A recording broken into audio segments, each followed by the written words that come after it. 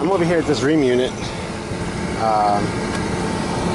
and there is an issue with no heat, so I turned the thermostat on, and I've got ignition.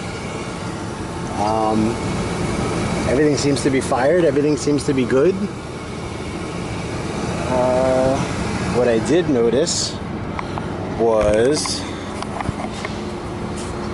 no blower motor, and it's getting hot. Everything's getting super hot in there, so this thing is going to trip off on limit in a minute.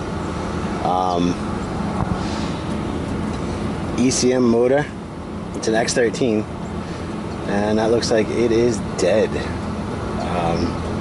We'll quick check it out and see what's going on with it, but I know I got 240 volts to it, 230 volts to it on the line voltage side. We'll check the low voltage, make sure we're getting input there, and take it from there. Alright guys, so I got my common here and the line for the heating speed tap. I got 23 volts, so this unit should be running, and it is not. So I will go get a motor. It sucks, it's only 2 years old, and I'll be back.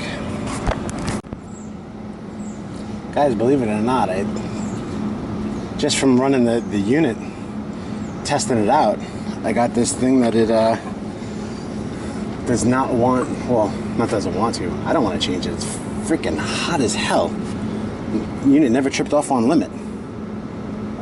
It's just everything's so hot to the touch now. Even down here, it's just crazy. So, it's gonna be a little bit.